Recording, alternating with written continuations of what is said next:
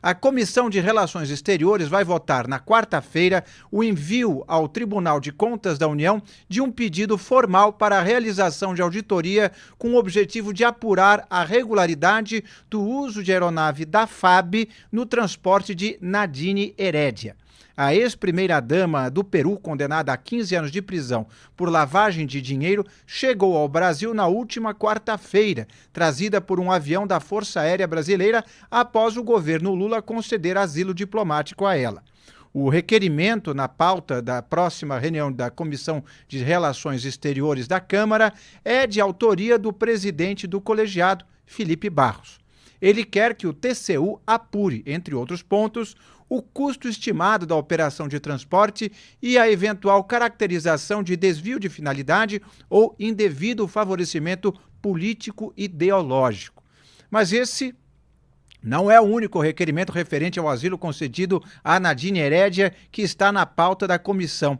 Guilherme Resch, de volta aqui com assuntos de Brasília, o que mais está nessa pauta? Pois é, Inácio, além desse requerimento apresentado pelo Felipe Barros, né, além desse requerimento, houve também, foi protocolado na semana passada e deve ser votado amanhã um requerimento do Evair Vieira de Mello, né, outro deputado federal, pedindo a convocação do chanceler brasileiro, Mauro Vieira, para prestar esclarecimentos, então, a respeito desse asilo diplomático, né, concedido a Nadine Heredia, a ex-primeira-dama do Peru, condenada, aí, como você falou, a 15 anos de prisão por lavagem de dinheiro. Então, o Evair Vieira de Mello protocolou 2 requerimentos de convocação do ministro na semana passada. Um no plenário, né, para que ele preste os esclarecimentos no plenário, e outro na Comissão de Relações Exteriores. É esse que deve ser votado amanhã, nessa mesma reunião, junto com esse requerimento do Felipe Barros, para que seja enviado aí um pedido ao TCU para abrir uma apuração em relação ao uso do avião da FAB pela Nadine Heredia.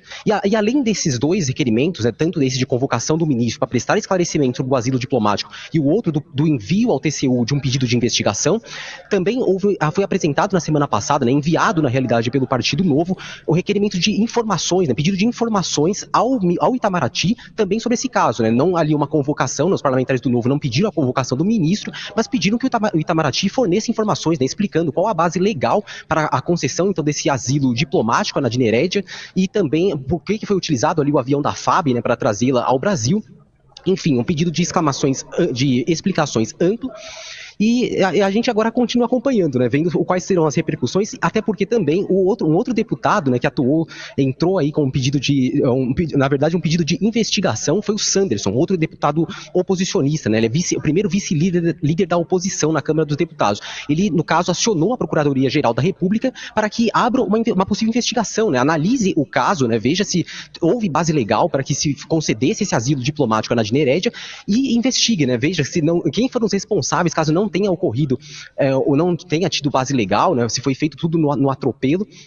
Faça, então, de fato, uma investigação ampla sobre esse caso. Então, esse foi um pedido feito pelo Sanderson, como eu comentei, à Procuradoria-Geral da República. Então, são várias frentes, né? A gente vê os parlamentares da oposição atuando em diferentes frentes aí para pedir esclarecimentos, explicações sobre esse caso, e com razão, né, Inácio? A gente vê que foi feito tudo muito sem transparência, né? Foi uma divulgação, com a concessão de um asilo diplomático e também a trazida dela para o Brasil com pouca transparência, né? Depois veio o ministro esclarecer, dizendo que o uso do avião da FAB foi apenas porque era o único meio disponível para trazê-la ao Brasil, mas que tivesse divulgado então isso antes, né? Não esperasse ser procurado ali pela imprensa, ser questionado pelos parlamentares. Enfim, agora a gente vamos continuar acompanhando a repercussão, ver essas votações amanhã. É muito provável que sejam aprovados os 2 requerimentos, tanto o pedido ao TCU, como também esse de convocação do ministro, até porque o Felipe Barros, como você comentou, é o próprio presidente do colegiado, né? Ele é um deputado oposicionista presidindo ali a comissão e tem total interesse que sejam aprovados esses 2 pedidos. Guilherme, você trouxe um ponto bastante interessante, que eu até queria perguntar uma coisa para o Rodolfo, ele estando disponível, que é justamente esse interesse todo do governo atual em receber a Nadine. Por que tanto interesse em ser, digamos assim, um bom anfitrião, em receber, mandar jato da FAB? O que o governo atual, que era o governo quando tudo aconteceu lá com a Nadine, tem tanto interesse em apaziguar com esse núcleo específico peruano, Rodolfo? Inácio, é uma questão muito difícil de entender e, portanto, muito difícil de explicar. E por conta disso que surgiram especulações de que o Lula pode ter algum receio de que essa antiga aliada falasse alguma coisa. Do meu ponto de vista, não faz muito sentido isso, porque o Lula será sendo julgado ou questionado pelo STF no Brasil. E não me parece que hoje o Lula tenha muito receio do STF, como teve, comparando no passado recente. Então, o que o Lula temeria o quê? Não me parece que ele tenha motivo para temer com a justiça brasileira hoje da forma como ela está. De repente, Agora, danos à imagem, a popularidade dele sofrer mais um abalo, porque a ex-primeira-dama acusa ele de alguma coisa. Será isso? De danos da imagem, eu acho que é até uma deixa para o próximo assunto que a gente vai falar, né, Inácio? A gente pode falar sobre isso. Pode ser que tudo que ele esteja fazendo tem a ver com imagem, mas mesmo assim muito difícil de justificar. Pois é. Aproveitando o gancho que o Rodolfo me deixou, o presidente Lula, ele mesmo e a primeira-dama Janja vão ao funeral do Papa Francisco no Vaticano. O anúncio foi feito pelo Palácio do Planalto na segunda-feira. Segundo o governo, a comitiva completa deve ser anunciada ainda hoje. O Papa Francisco faleceu na segunda-feira aos 88 anos. O funeral está sendo agendado para sábado, dia 26, às 10 horas da manhã, no horário local de Roma. Ontem, Lula decretou luto oficial de 7 dias no Brasil, em homenagem ao Papa. Além disso, o presidente publicou um vídeo no qual chama Francisco de representante do acolhimento, da paz, da esperança na Igreja Católica e de, abre aspas, o mais brasileiro dos argentinos. Fecha aspas. Vamos ouvir. Foi um dia de muita tristeza para todos aqueles que, acima das religiões, fazem do amor a sua profissão de fé. Francisco foi o Papa do acolhimento e por isso acordamos hoje um pouco órfãos do seu afeto. Um afeto que era livre de preconceitos e julgamentos, no mundo que sofre com a discriminação e a intolerância. Para Francisco, somos todos irmãos, criados para amarmos uns aos outros. E por sermos todos irmãos, não há razão para tanta discórdia, tanto ódio, tantas guerras e tanta desigualdade no mundo. Francisco foi o Papa de todos, mas principalmente dos excluídos, dos mais pobres, dos injustiçados, dos imigrantes, dos que não têm voz, das vítimas da fome e do abandono. Em uma das suas audiências que tive com ele, discutimos a necessidade de uma aliança global contra a fome e a pobreza, que foi efetivamente lançada pelo Brasil no ano passado, durante a cúpula do G20 no Rio de Janeiro. Francisco foi o Papa da paz, do diálogo, da união e do amor a todas as formas de vida. Fez seguidos alertas sobre a crise climática e a ameaça de destruição do nosso planeta, obra-prima da criação divina. Condenou todas as guerras que têm como vítimas preferenciais a população civil, sobretudo mulheres e crianças. Minhas amigas e meus amigos, embora o dia de hoje esteja de muita tristeza, vamos nos lembrar para sempre da alegria do Papa Francisco, do sorriso que iluminava a tudo e a todos. O entusiasmo pela vida, o bom humor, o otimismo, a paixão pelo futebol, qualidade que fazia dele o mais brasileiro dos argentinos. Na sua bênção de despedida, no domingo de Páscoa, pediu para voltarmos a ter esperança de que a paz é possível. Francisco foi o Papa da esperança em sua despedida, renovou a crença nos seres humanos e previu um futuro melhor para a humanidade. Disse que o amor venceu o ódio, a verdade venceu a mentira, o perdão venceu a vingança.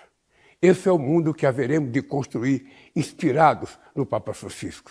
Se formos capazes de cultivar a paz, o amor, a justiça e a fraternidade. Que Deus abençoe a humanidade. Rodolfo Borges, a homenagem ao Papa Francisco me parece apropriada, mas o trem da alegria que vai virar a visita ao funeral dele não me parece muito próprio, né? Porque além de Lula e Janja, certamente vão vários outros dignatários, entre aspas, vai presidente do Congresso, vai o Davi Alcolumbre, vai o ministro, vão ministros também, o presidente do Supremo Tribunal Federal foi convidado, enfim, ele vai transformar esse ato do velório do presidente, do Papa falecido em mais um momento político. Tudo bem, vamos concordar aí que o Papa merece homenagens e tudo. Agora, o contexto em que isso é feito deixa a coisa bem escancarada, né? O Lula gravou um vídeo aí longuíssimo para falar sobre isso, esteve 2 vezes com o Papa e tudo bem, tem ali talvez algum entendimento político na forma como tratar os pobres, ou pelo menos no discurso, né, esse tipo de coisa, mas me chamou muita atenção quando eu vi no perfil daquele perfil Choquei, que tinha lá amizade com a primeira-dama Janja, dizendo que o Lula publicou uma mensagem para o seu amigo Papa Francisco. Aí quando eu vejo esse tipo de coisa, assim, aí é mais eloquente até do que eu próprio poderia expressar. Assim, tem uma forçação de barra aí, óbvia, e aí tudo bem, ele vai como representante do Brasil, um país católico, mas isso é difícil tirar do contexto em que as coisas estão. O Lula está, desde o início do governo, perdendo popularidade, perdendo aprovação, principalmente no eleitorado religioso. O evangélico se destaca nisso, porque a reprovação do Lula, a desaprovação é muito maior no eleitorado evangélico, mas o eleitorado católico também está contemplado aí, porque o Lula não é reconhecido exatamente, ao contrário do Bolsonaro e dos seus aliados, de ter muita ligação com a religião. Então, assim, tudo bem, vamos considerar em parte aí que o Lula tenha seus motivos e seja legítima a homenagem que ele está fazendo. Agora, assim, o tamanho do vídeo, a viagem, a turma que vai... Não precisava, aí, assim, não precisava. Pois é.